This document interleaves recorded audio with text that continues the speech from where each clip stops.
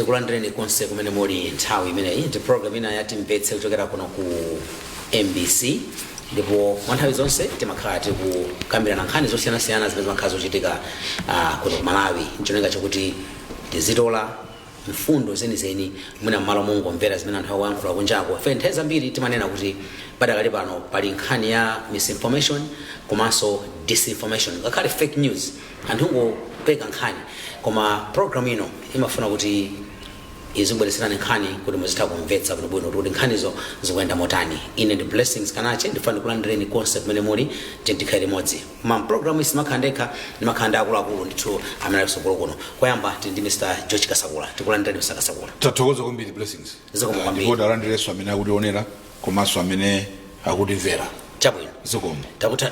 Takulandirani. Zikomo.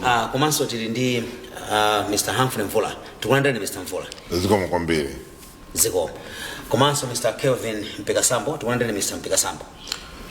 Moni kwa onse amene akutimvera ifeso tathokoza timunombe. Zikomo kwambiri. Tathokoza kwambiri. Ndi nkhani imene timafuna kuti mwina tichedwepo kwambiri nkhani ya nominations. Yes. Anthu amene akufuna kuima nawo pa mpando wa president, kaya wa councillor, kaya wa MP, wiki imene ndithu akhala kupereka makalata awo ku electoral commission ndi amaliza. Nkhani yakulu kwambiri yagona pa ma candidates amene atuluka pamodzi ndi amene afuna kuzayima nawo ngati ma running mates. Nkhani imene yamanga athenje kwambiri sabata imene kufikira mpaka na pano anthu akambira nabe nkhani zimenezi. Timafuna koyamba tione kuti inu mwazitsatira motani zimenezi, komanso kwambiri ndakakonda taona kuti amene akuoneka kuti anthu akhala kukamba kwambiri. Timaona kuti panali nkhani ya Professor Arthur Peter Mutharika, Right. Achipani cha DPP pamodzi ndi amene akwa atenga, Right. Dr. Jenasa, Right. komanso taonanso kuti Dr. Lazarus Chakwera mtsogoleri wa dziko lino amene akuimira chipani cha Malawi Congress ndi amene awatenga Engineer Vitumbiko Mumba yakhala nkhani. Ndi koyamba kunali kuoneka ngati kuti anthu amakamba kwambiri za Professor Mutharika makamaka pa nkhani ya amene atenga. Nkhani imene tinakambanso sabata yathayi anthu amaoneka ngati ambiri amakamba iyayi zayenda motere apa ndi apa, koma amene zangobwera izi anthu awala china chilichonse padakali pano taona kuti anthu ambiri akukamba nkhani imene achitika dzulo. Koma kwambiri ndakamba zakutsogolo mafuna kwambiri munthu uze kuti ino koyamba analysis yanu pa nkhani ya imene zayendera zimene zopereka makalata mwaziona motani. Tiyambe ndi Mr. Kasakula. Kuziona kwake kuzonena kuti taziona mwachidwi monga amalawi ambiri. Chabwino.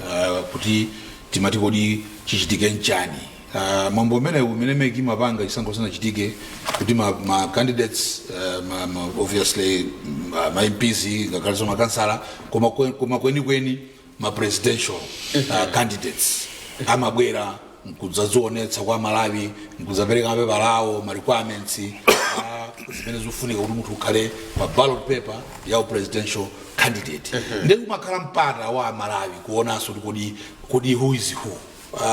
How's that been? Obviously interest in makaba running mates because makandidates amadziwika before of course ena maklabu ena koma the many ones amene kuzoti awa ndiwo ma candidates usiya zina zongoti zachibwana.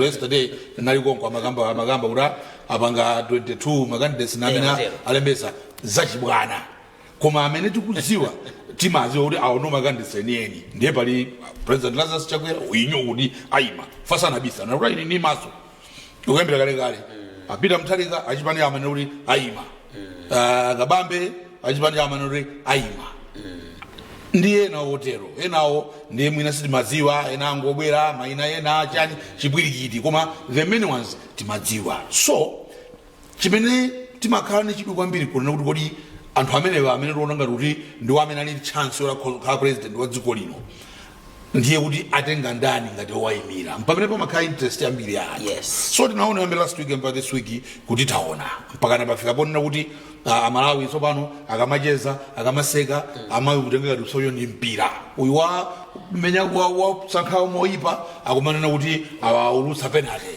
yachitopita mpaka na kumwamba 90 degrees ena no uyu wamenya penalty goalkeeper wapita uku iye wopitisa uku ulowa murufu mpaka na pafupi ufuna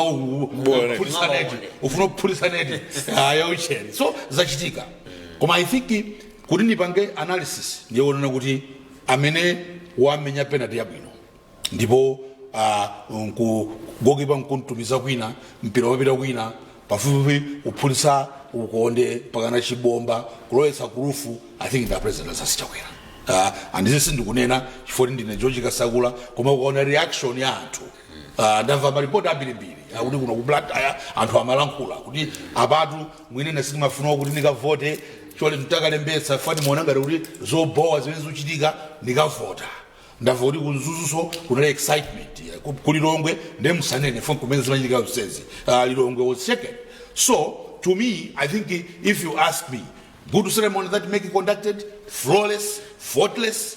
Come, I think pamenepa pakoma mpona kuti taona marani mesi panopa tikuziwa kuti si fulfilled ndipo aliyese alilo kumbuyo kwake ndipo dziro opalizira anala president adziko lino amene ndi candidate wa MCP Dororaza Sichakwera kuluza Malawi kulengeza kumene kuja ku BIC ku holo kuti ine nasankha engineer vitu mumba kuna amene nditsatire nawo ndipo the excitement you could feel the excitement kuti people were excited to me I'm saying he has nailed it clearly the president has nailed it he has taken people's choice nimenana hamafuna ndipo amanena mafuramu osiyana akangosiya vitu kwa president ndiye kuti nawonso ambuita penate ngati amuthalika chifukwa mawotu mbwira penate adambira pamuthalika sabisa palonga sindikunama ndinechilungamo I know kuti mwina ena DP sausangaza koma nchilungamo maona kuti zimene zasanduka mpira zasanduka mapenate tinamva tsikulu pena amuthalika amapereka tinanoka last Friday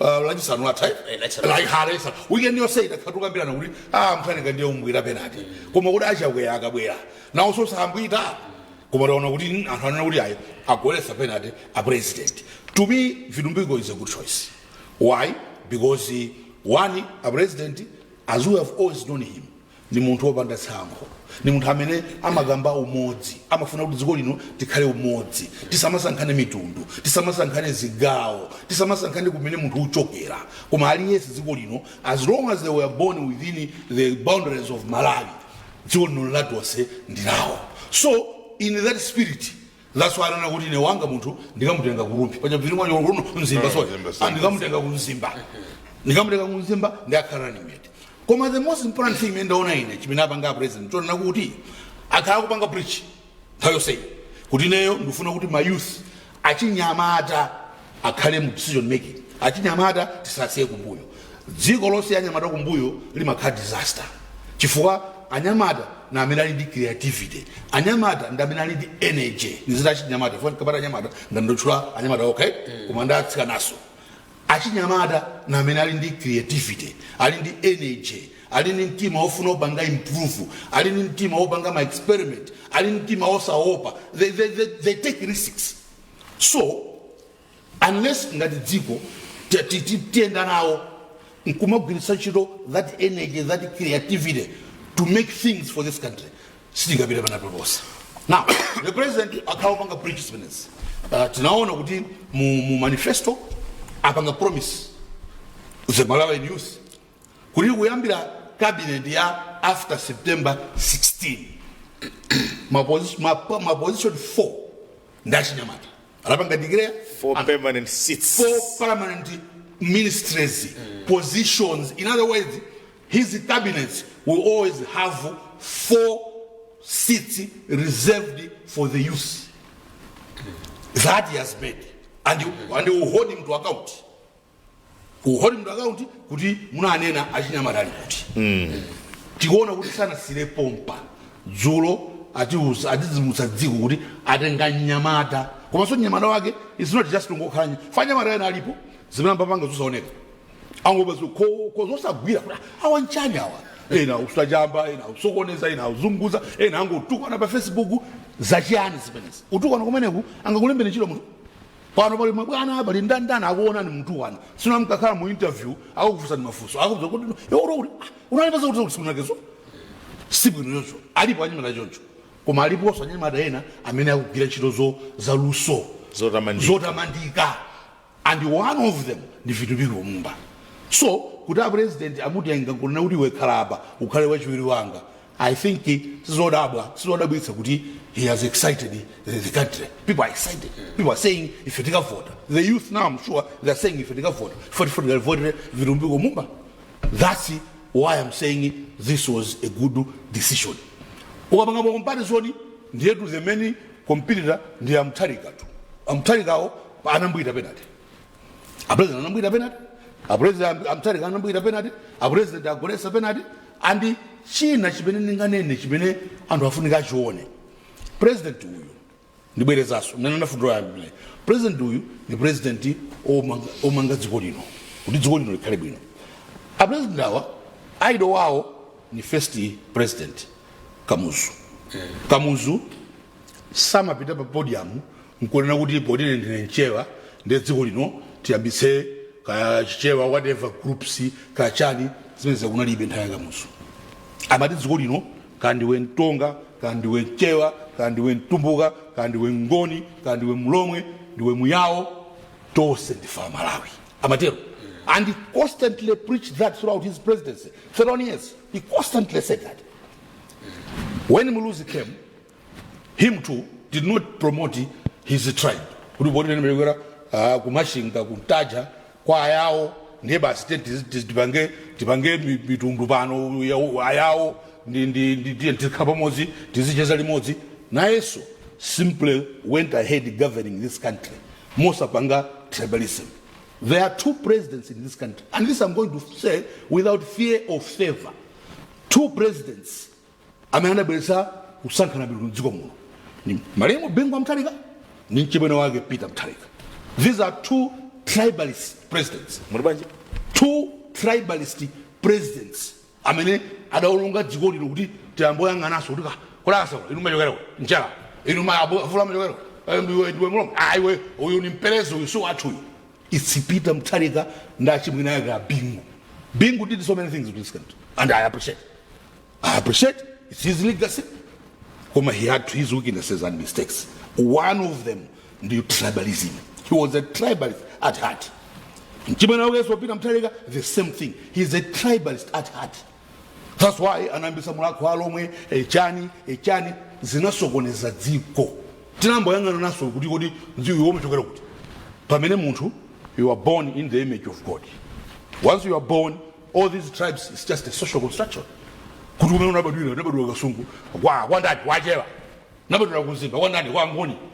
Social constructions. These 2 presidents.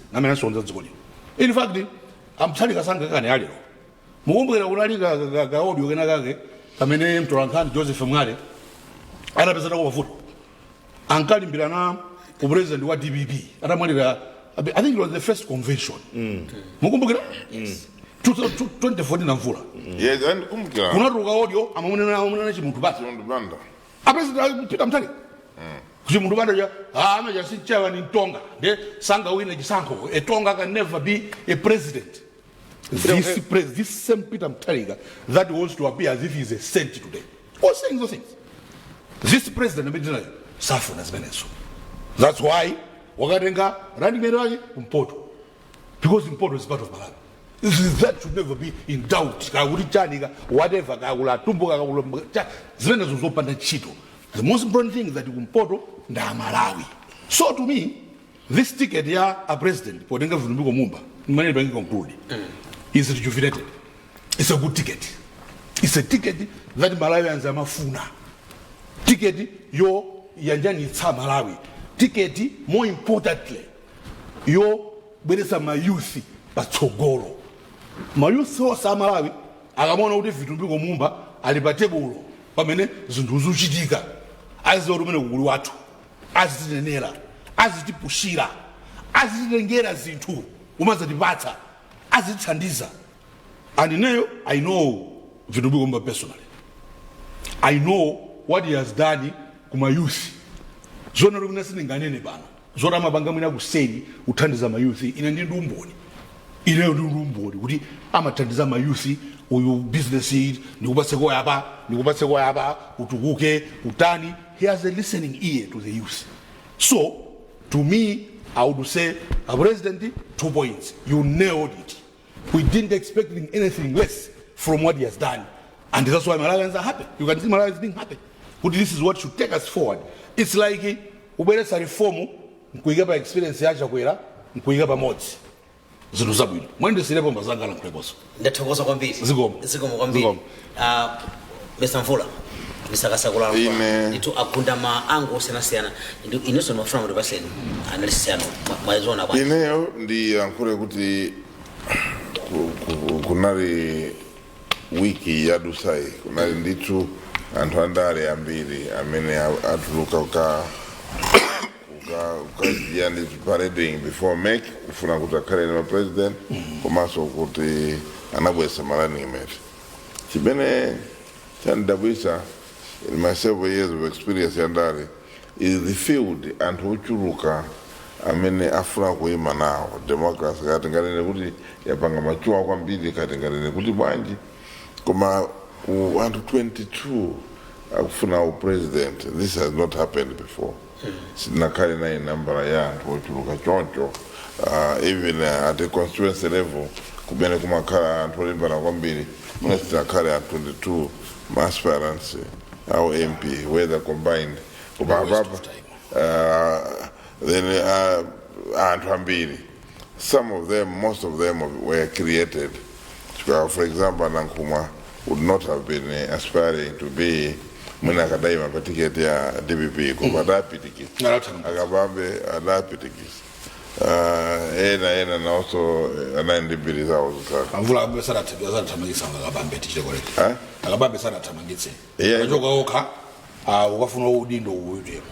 Kuma sana tamagise kuma kuna iso constructed. Ugarega zosia malemu. Tabu inotenda na utarajoga oka. Kumongodi anona kutenda kwa biri. Chuma jotara. Ndiye anafuna kuta pange ni heritage. Of course kutenda kumadenda pila mtari kasedi nibeleraso. Nibeleraso. So amazuri saona o president. So he's right. Amazuri saona o president ku DBB for Peter said ndi maso. Ndiye anapila kwa. Anapila kumene kuli contractor kumene kuli zo za malemu chuma cha masiri. So that's the preface. So the very pamarani met. Ndizaona kuti bene panatu kamarani met sana. Peter Mtarika anatenga my justice Dr. Jenasa. Kupeze kaena no sanatengao. Inekuwa ine flash point mpapa Peter Mtarika hapo running mate wao Akabambe anatenga running mate na use young engineer kaena wa choncho na use anatenga hao ena kazmai anachita bwino. I think it was but mwina the comparison ya bwino njofuna ti ine kuzopanga duelo pakati pa APM ndi Achakwera ndi Akabambe. Ndikanena kuti APM ndi Achakwera APM anasanga kutenga Mai Jenasa Tosefe timakumbukira kuti anali chairperson wa Meki panthawi imene zisankho zidabedwa olusidzalo za Tipex and anthu anaguba mseumo ambiri miseo yose across the country against my Jenasa. And that time Mtarika, he stood behind Jenasa and the projecting. So despite popular opinion, legal opinion, political opinion, any other opinion, you had a Kakamila Kurena Kutia Mende what George. So I'm with my Jenasa. I don't know the logic. I don't understand the logic. Kudi Kwai Wo was a Jenasa, the best thing that happens in his life as William Tarik. Or inarika syndrome kajada onesa kuyambira kare anatenga Marem Chilima from Cheo, another tenga so Chimulira Inji from Cheo, and the panu uzatenga so my Jenasa from amena kuimira kucheu north kwina kwachi. I don't know because am I IPM ndakucheu. So whether it was vankutumala nari spirit yofuna kuti ndionese kuti ineyo I only believe in my own people and hwakwatuoka. And I don't know ngata DPP as a party akuganiza bwanji pamene papa, because this is a party built on Romoism and the spirit of being this is a Rome party and people have not sana chilema nyanza kuchura kuchipani chinchatu because in constructing chipanicho anapanga to construct mwako alomwe as the springboard ya political power kutimula. So zinazinto zoti zimene zinachitika I don't know how abaranga kuchiromwe ineso nakweta kuchiromwe by the way ananga also na dume junior. So that's changing of tribalism because and for what tribalism. How can you promote tribalism? How can I promote? That's why I'm against tribalism. That's why I'm against tribalism. That's what I'm saying. It's bad. It's bad. They are part of half of my family. Is from yes, exactly. In another one, but yes. Yes. The Gamadi Gopongos in the yes. Yes. So I'm saying, I don't know how they feel. I mean, for my children, some I'm not those events. Japita, Subana Japita, Ucheuko. So I don't know. Chajoka Kuchoro Braje, Palombe, Subano Chapita. Because I don't see how it will recover. Kuti kutazatenge kutazamulanda jena asa kakusokolo azamulanda si wakara mukakizaba iye dangola kurabu ngani odusamu. So ndione ukutumbiko mumba oti adone mtumbuka anamtenga mtumbuka, fine young man, it's fine nyata wanzeru nditu kwambiri, but to say the least we cannot let him outside his academic achievements kuti wapanga izo anapanga izo koma kuti timuone kuti wapanga bwanji, whether he can drive the northern agenda, whether he can add value to Kabambe, that's a story for another day. Mwena bakara analysis yabwino. For the Tumbiko Mumba, from nowhere anapezeka kuti wafika pamene popo, and his star ikanaka business tikanena kuti mastocks ake akara kupanga rise akara kupita pasokolo. He's a young man, he's an engineer, he's worked in Namibia, he's worked in South Africa, with Botswana, with a lot of international experience in terms of Zochidika. On top of that, he's vibrant, and they call a spade a spade. Very, very vigorous. Somebody, I mean, Sama Petila. If he wants to go, he will walk into a warehouse and look for things. He will go into a work environment and check with Karabwanji, and you make instant decisions. At a company, they don't care. Is a journey. You will not look at it whether it is a multinational. Komamumba is driven by the spirit of Cho Nachabuino versus Choipa Chosapindurila Malawi. So that is demonstrated. And I Peter Kuleba ministry in history for us who have been in politics. Amakaranga Timati Kotailand, Kuantanamo, Kudaba Sabina.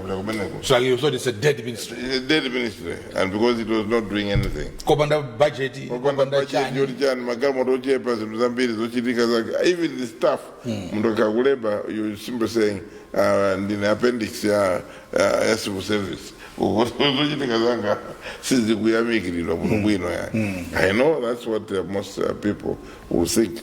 He went there and created value for Minister of Labor. And today, profile Minister of Labor It's idakwera, and anybody, Minister of Labor has got to measure to high standards set by Mumba.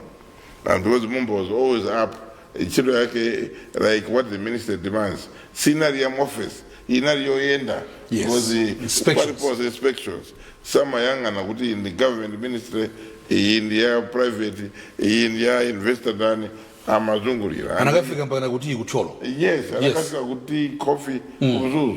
Anakafika ma hotel, anakafika ma bakery, anazungula mwana mumosi. And the go nkuku. yes. Anabanga zose zabunobwira. So Mumba created value for Minister of Labor.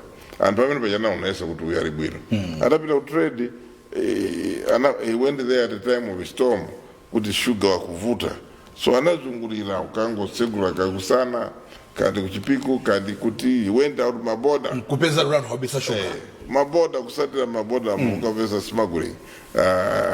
So I think very much anazi.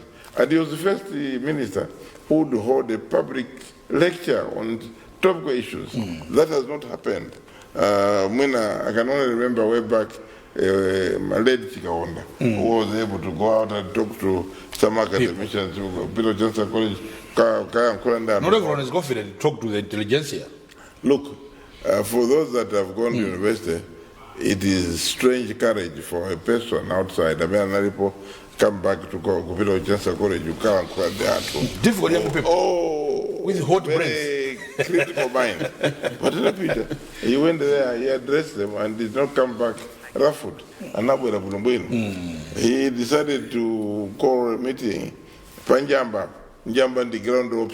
For some of us who have historical different Rwandare, Paribi Mutamabwera Panjamba, Kuzatsa they were saying goes, Timayamba, Kupanga build momentum for Njamba.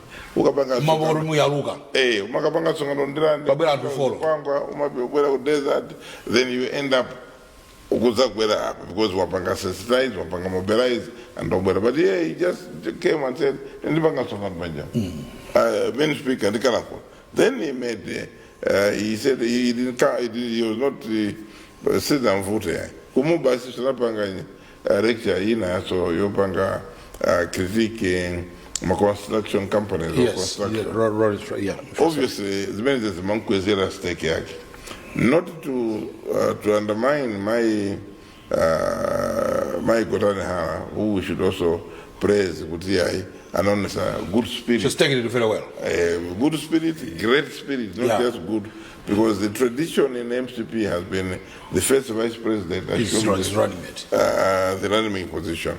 So she accepted to be basically sidelined for the moment, but she's still the first vice president. In terms of protocol, she will always be close to the president because she's got an executive position elected as convention. Yes. So as many as Zabwin. So, if we compare Vitumbiko, the Dr. Mtumbuka, obviously Vitumbiko has got, he's miles away from Dr. Mtumbuka. If you compare Vitumbiko, the my answer, obviously. There's no comparison. I mean, there's no comparison. There's no comparison. There's no comparison. What? Yeah, I would also see that you compare. Kunena kuti si azika mu akuika mu that's the right way. Yeah, mdikire. Ndikunena kuti I'm not doing this for myself. Yes, I know. I'm doing it for somebody. Of course. Somebody Chitipa, I mean Sanje. Yes. Arikuti azita kuona so that azisianita is about it. So the greatest part of it is that Vitumbuko will add energy to Chakwera ticket. Chakwera is a quiet person and he moves diligently, methodically, and Kukara Amapanga construct is Benafuna next. And then pabwera wachinyamata yo. Yes. Who is going to be now the tribalizer? I mean, German Shepherd. Put in the verve. German Shepherd. German that's the right Shepherd. word. It's got put in the verve. Yeah. The turbo. So he's going to be the turbo wachakwera. Don't be the turbo. Yes. Because there are certain things paka wachakwera sipakatuluke mawo oti we walakwisa we chan. He cannot. Koma vidumbiko what? Oh, say it. Achakwera sangakaro mbekare ya ukaona kusizi kuenda kwera. But vidumbiko what? Ugo. So akarabu nubwino ndi zabwino. So nikupanga compare kuti uku there is youth, a young man Mumba versus a 70-year-old President Chakwera, and the young man Mumba. So nice combination. Uku winner 70, winner 85.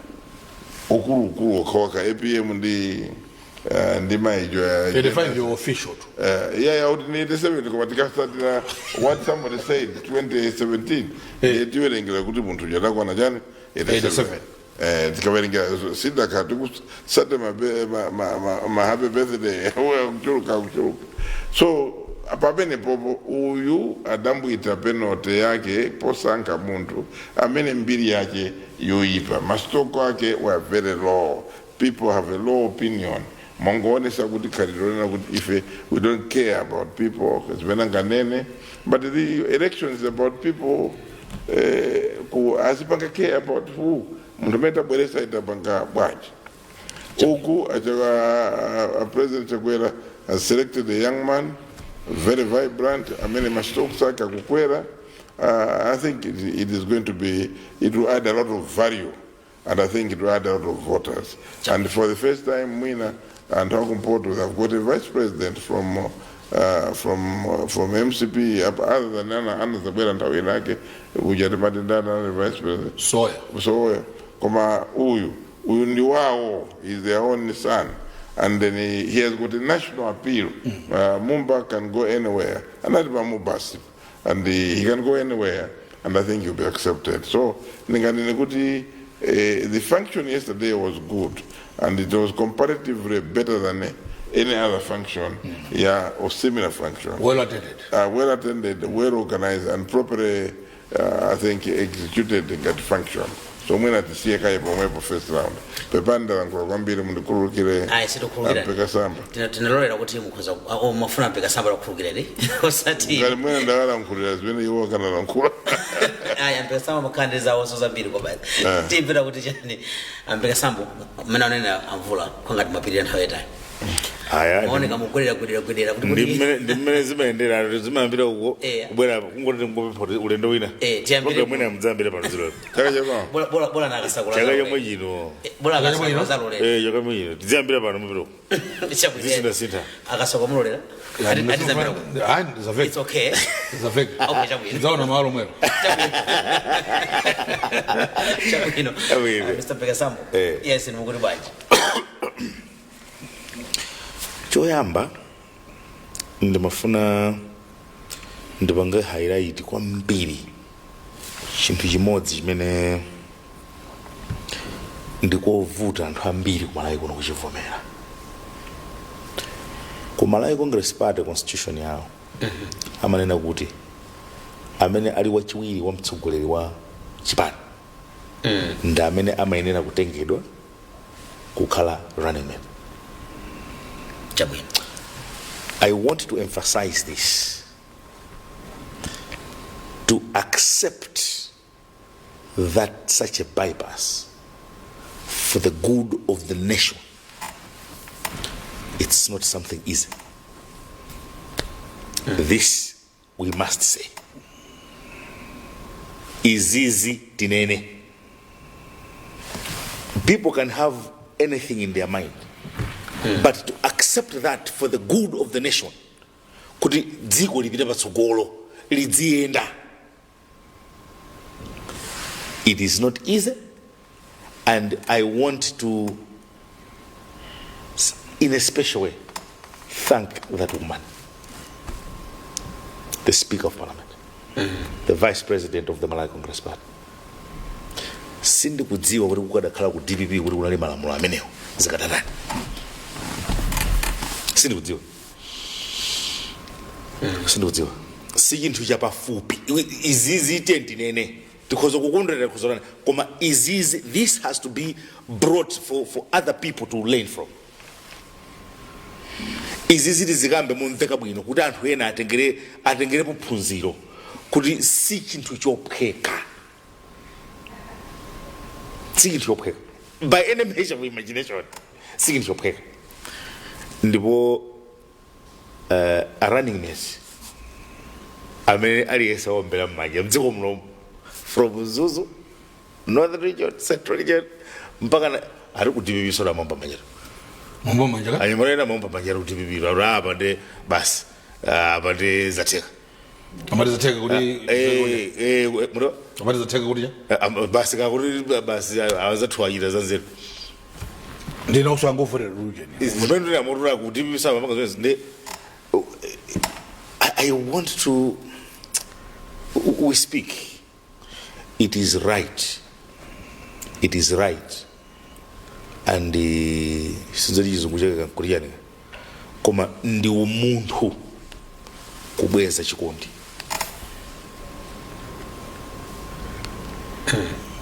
This statement mwana sikupita kwa nthambi koma ndi umuntu kubwezera chikondi.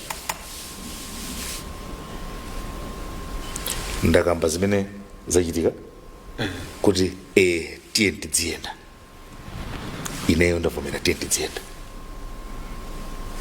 olandira onso nkofu ndi umuntu kubweza chikondi ndi ulemu ndi umuntu waukulu kwambiri.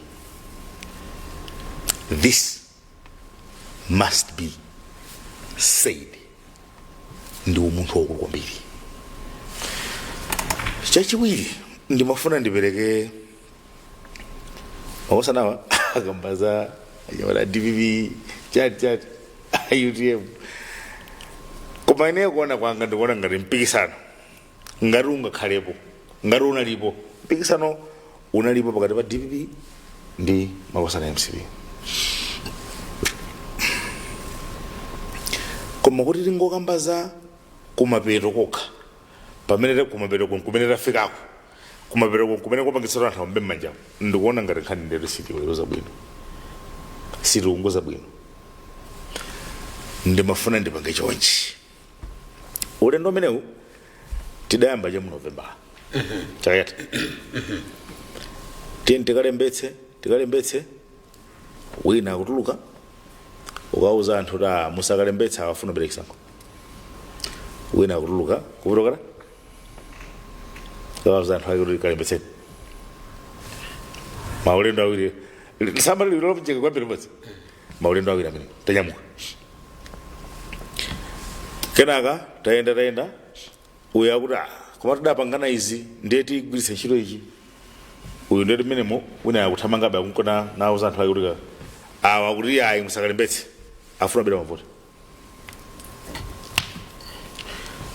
uyu unozanu watuluka nanga simutuluka bwanji awo samatuluka ndeina dzakwana nthawi yoti mufune musafune mutuluka paka break amene anali kumpandaka pano tidanyozeka ifete tidanyozeka pano anthu oyipa zambiri mbiri mawiwi have been showered with all sorts of names koma timati kudali kuti samaoneka ndena dzakwana nthawi yooneka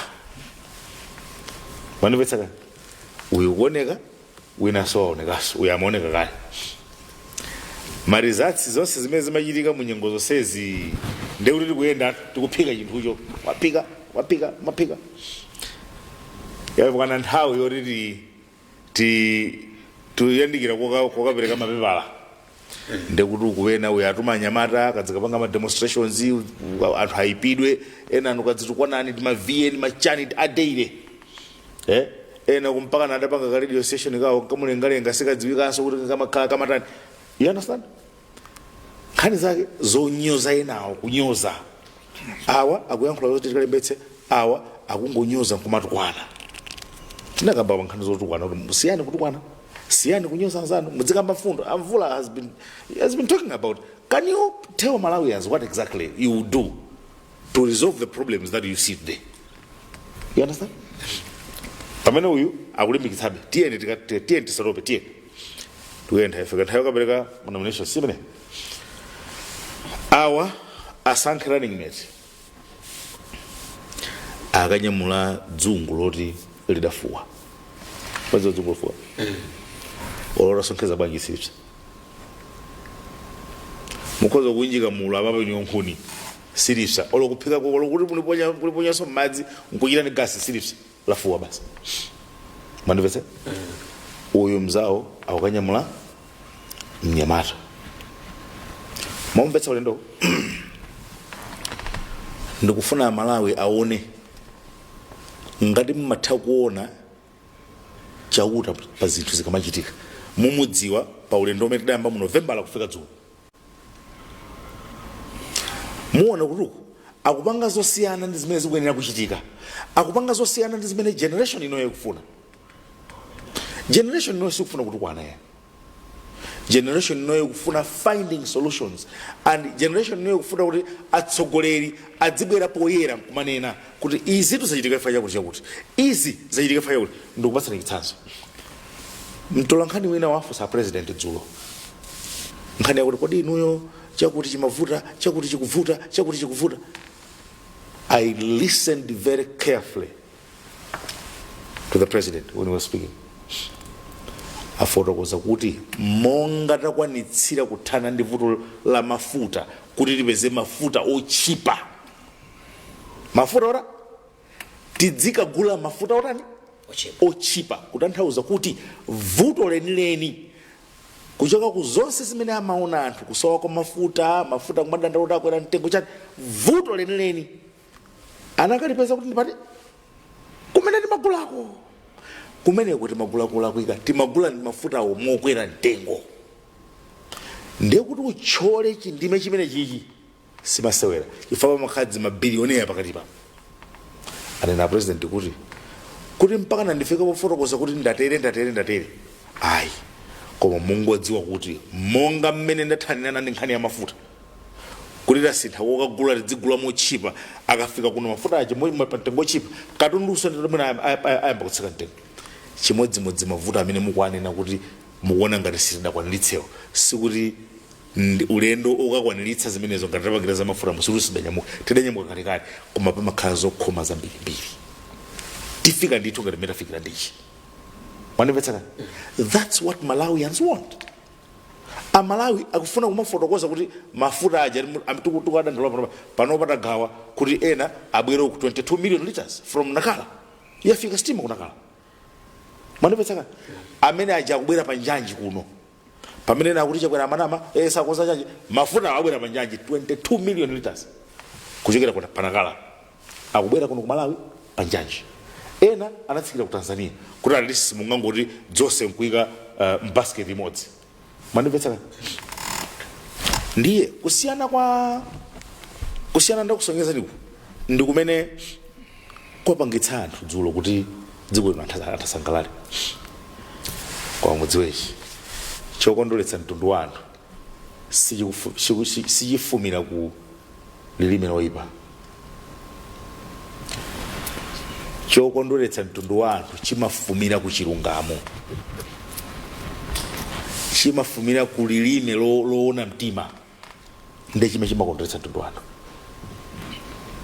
padzana paja tinkalephera kukondwera muno anthu akuphana kumamvera kubandalama anthu uchani chifukwa chani dzimafumira ku lilime losowa chaona lero anthu asangalala chisankho sitinapange ena nkumalemba ma social media jojo umati auti apande basi tidakangolupiritsa anthu amalemba zimene sanavote yes auti apa basi game yathu people were writing that not me see and akalumbira president anthu alemba go check on social media people writing apapande basi game yatha chisankho yatha tidakangolumbiritsa basi you understand chifukwa chani zinthu zimene akupanga lifa akuziyankhulazo zikuchokera ku lilime loona mtima wina analemba ndipo I wanted to remember this kuti analemba kuti ngati pali president amene amamvetsera mwatcheru zimene anthu mdziko akufuna ndi Dr. Chakwera. Mukaonetsetsa mawu amene aja ali ndi ma examples angapo mwina 5 kuchokera ulendo umene tanyamuka 2020 kufika lero. Mdziko muno mwachitika ma situations amene anthu akhala shaken, ena kumakhala ndi mantha, khali imene nayikambakonso. There is this gift about this president, whether others will call it grace, whether others will call it mphatso, koma president linayi ngakhale wena amamuona kuti faya kusayankhula amakhala ngati kaya amamuona ngati wotani kaya amamuchepsa, koma there is a special gift with this president. Pa nthawi imene aliyense ali ndi mantha kapena mdziko muno mwachitika china chake chososa mtendere, nthawi zonse amatha kukhalitsa amati silencing the noise, kupanga silence. Ngati mukumbukira pala nkhani ya Martha Kizuma, makumbuka nkhani ya Martha Kizuma inapanga create tension in Malawi muno, koma atangoduluka nkuyankhula there was silence. Nkhani ya devaluation anayankhula anthu muno tension, silence. Pakakhala cholakwika kapena chiopsa anthu kapena chinake chimene anthu chikuamvetsa ululu kwambiri, amavomera kuti apa ndikudziwa kuti mukumva ululu. Liwu lochoka pa lilime lakuona mtima limakondweretsa mtundu wa anthu.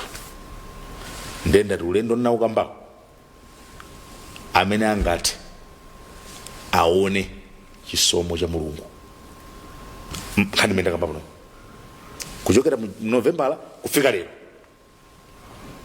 anthu aone chisomo cha Mulungu, munthu womvetsera zimene anthu akufuna. Nkhani imene ina imene aphulika dzulo amakamba nkhani ya shuga, anena kuti zina atukoma mumangoloza inu nomwe mukuona zimene anthu ena amachita kuti vuto limene lidzibwera. Do you know kuti nkhani zimene zidakambako George adakambako Mvula adakambako political hypocrisy? Why would a journalist ask that question? Yes, we would understand because he's a head of state, but you can't ask that question yet you know kumene anthu amene akusokoneza zinthuzo. Munthu adapita koza awanda amene amabisa sugar, awara akumatulutsa sugar kumapanga mwakuti. Where do you go? Go and ask the responsible people. You understand?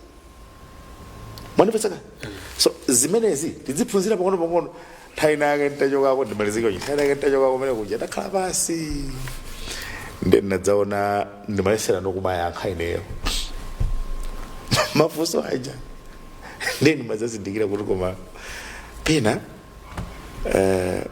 tidakachita mwachachu pofuna kuzindikiritsana choona, chifukwa bodza latisira matenda akulu. Bodza limene lakhala tikukula kumamva ngati achinyamata ife latisira matenda akulu, ndipo ndachinyamata ochepa kapena ndi Amalawi ochepa amene amadziwa chilungamo za zimene zimachitika mdziko muno. Ndipo anthu ambiri atadziwa kuti mavuto ena amene timakumana nawo, olo kuti mwina tidzigula mafuta modula, olo tidzigula fetereza pa mtengo umene tikugulawo. Amalawi ambiri anthu ena akhoza kuthawa mdziko muno, olo Amalawi ambiri akhoza kumva, akhoza kukhala ndi mkwiyo. Mukundimvetsa kani? Koma sichophweka kumadziwa chilungamo chimene chokupata koma kukonza kwake titere izi musatere zimene liwu lofumira kumtima waona. Tatokoza mbele samba sasa. Zomwambe. Tufrate malize. Misala sakula mumaliza banje. Ine kumaliza kwake nkosavuta. Kuti libwerere dzulo ku BICC. Kumene a president magamba kefinisicha apatsa Malawi chinthu chimene amafuna. Andi Amalawi akamafuna chinthu, Amalawi akamadandaula kuti pakuti pautsina amayankhula munjezo sense sindiye kuti ndiwovuta kapena kuti fana kumbukira kumbuyo kuina lana ule Malawi mangori ngati ndino chani apumbwa. I think it was being Mtarika. President huyo sapanga zimenezo.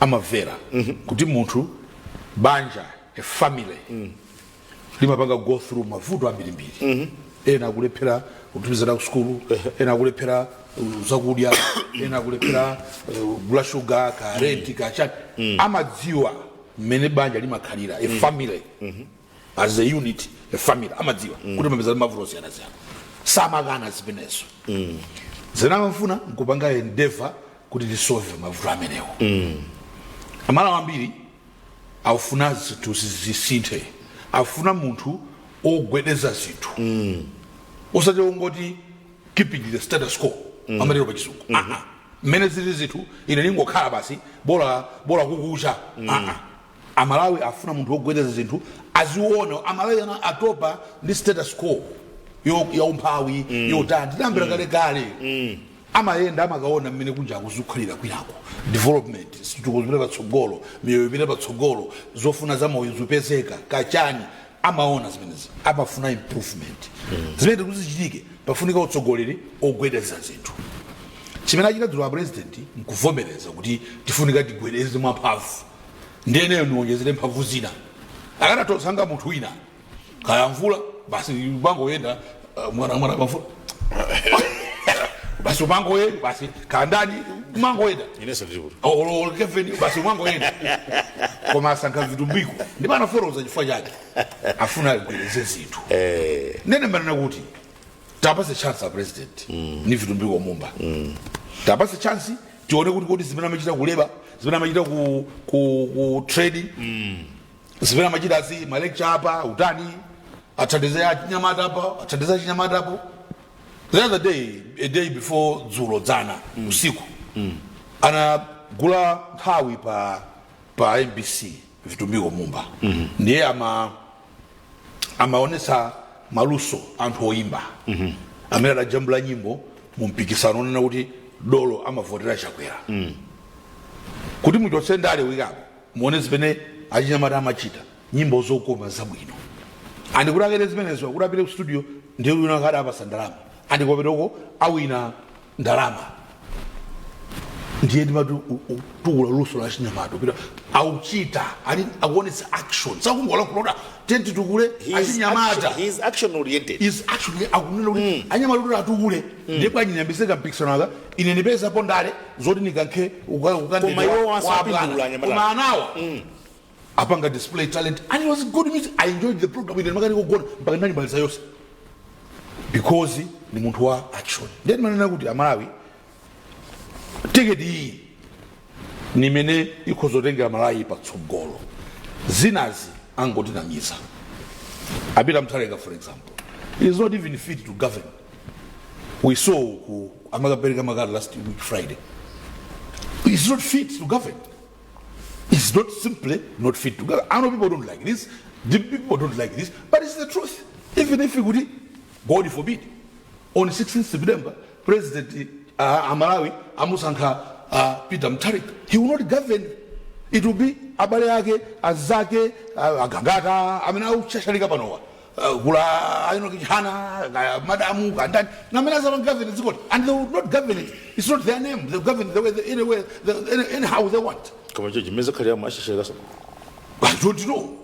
I don't know. So, to me, we have got a proper ticket that should stop Mutharika Ubelga Soko State House because he's not fit to govern.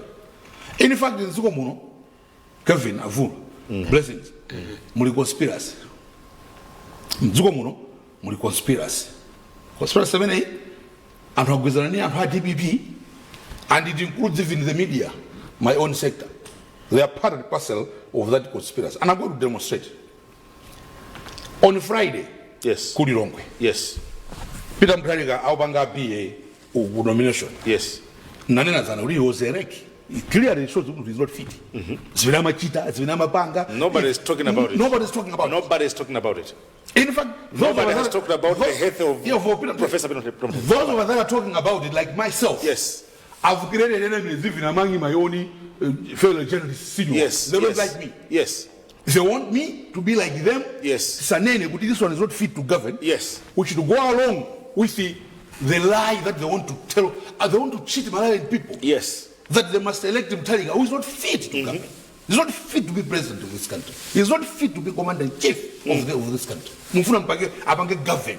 Kwina kulikose, the health of candidates is an issue. Only 2 weeks ago, Trump, anazuka menyoya tupa, miendo maondo, munatupa. The media was able to show, wavala sabato, wavala musokosi, they were able to zoom. That's so unbiased. Kura presidenti, minyendo yao, ndiyo tupa. Maoje mpakati pa pazi, ndi mwendo, patupa. What is this? They began asking questions. Because they know the power of that position. The White House had to come out. The report from the medical team of the White House. Oh, it's true, it's true. Listen. Nzona di. A president sali bwino, miundo yutubadi, tinapangama test. Yakuti, tapa isa ntima, tina isa chani, tapa isa negative. Positive taipesa. A president, agudwara ntenda yakuti. Anaichula. Ungoti nesine dora kuti nchule ndaiwala. Koma anaichula, ngamufuna mkamake Google. Mwaibeza tunebe na dora Trump. With assurance from the White House, koma musadanda ule. It's not a serious thing. Ahapa samankwala, ipwa. Umoyo wa president, su umoyo wake oka, kabena ndi banjala ake, agazage anake. Ndu umoyo wa dziko. Umoyo wanga, ndu agazanga, ndi ananga, ndi abale anga. They care about me. Because I follow the moyo.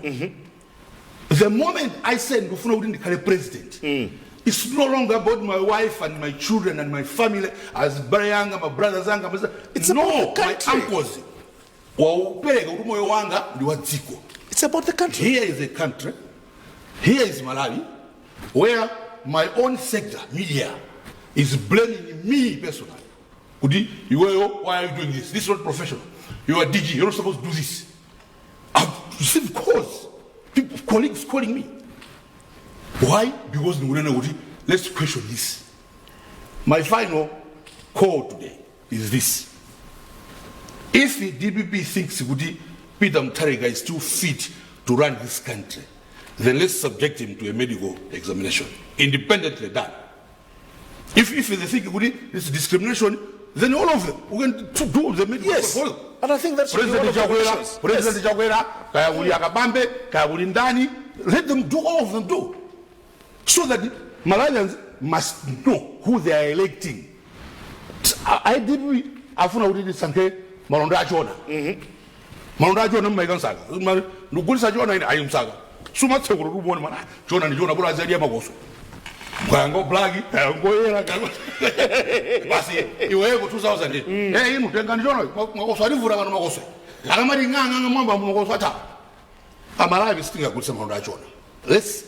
Everything should come out. They should be accountable to the people of Malawi. Malawians must know what they are electing. If Malawians want to elect a president that is not medically fit, then they have got to do it with full knowledge. Yes. What was happening with BICC that day is a shame. DPP were literally hiding in Tarika. They even chased the Kruya nation. They even chased it. Suleiman, Samir Suleiman, came and he grabbed the region. Hey, get out. Why? Because they were, zooming on the Mutarik. Is that really? Should we Malawians accept to be cheated? As it means in broad daylight, this one is fit, when it's not fit. And the whole media can keep quiet. And my sector has kept quiet. Really? Nobody has said it. Not even that day, people that went to cover that thing should be embarrassed. They are ashamed. Because they should have, that was the story. The story that Malawians wanted to know about Mutharika. It's not because Mutharika is going to give a nomination. That was obvious. He's going to give nomination papers. Malawians want to know Saguturuga Nyumba. So Saguturuga Nyumba is he okay to be president of this country? Is he fit to govern? Is he fit to be commander-in-chief? The answer is he's clearly not. But the DPP, together with others from all sectors, want to dupe Malawians with Peter Mutharika is fit when he is not fit. So, Malawi, there you have it. We have the president that has brought a young man that can help him to govern this country better. He's a Matamanga president. Peter Mtereka sanga tamange. In fact, the other thing is, here's a different come up with a manifesto. Manifesto. And it's the American News Nation, Abanga campaign. He's not going to campaign. I mean, if that will be the word they'll do, campaign is so whatever campaign is that good, they are afraid. Really, should we elect such a person? What wrong have we committed? We should have such a person who is not medically fit. That person is supposed to enjoy his retirement. At that age, he's supposed to be enjoying himself. Pay mula. That's how you look after your old people. At the end of the day, I think, I wouldn't think some time ago, I've been the Zebe, defeat. We feed our bank.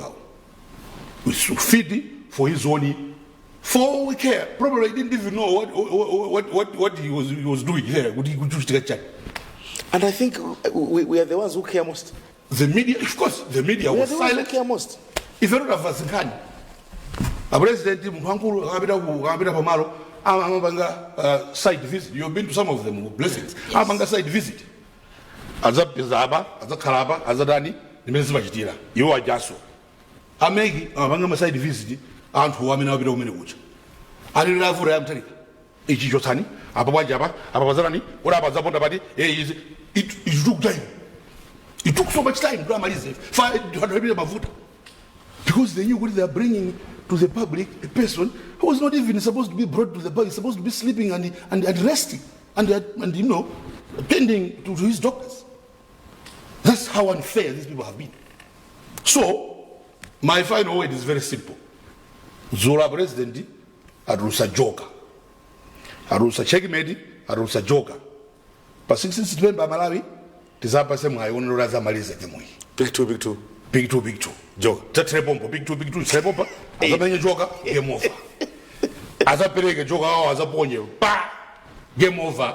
This is video to go. Let's ignore these other things. We're going to see the pomp. That was a bit. It's a monk.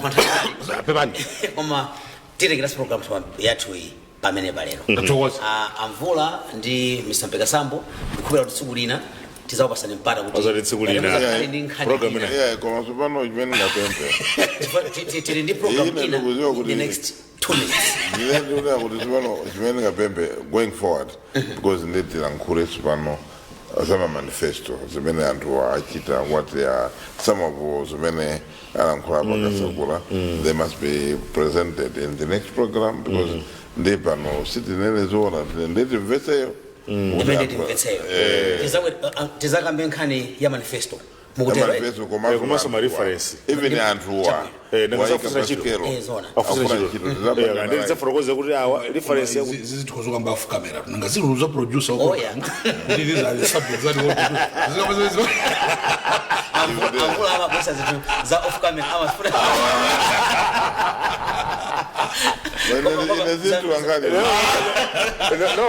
it's good to give direction. Oh yeah, it's good to give direction, and all the rest of they should be getting ready with these. Yeah, it's important. Right. So my reference to our Katani, that will help Malawians understand what are we choosing, and do we want to repeat we will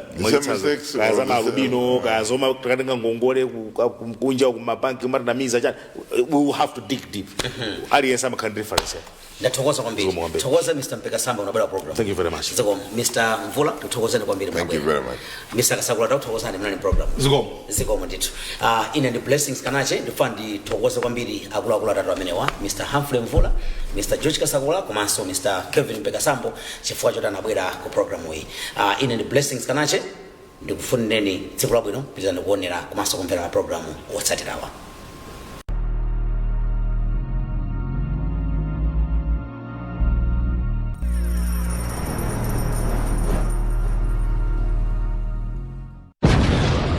Aziona, the winning team.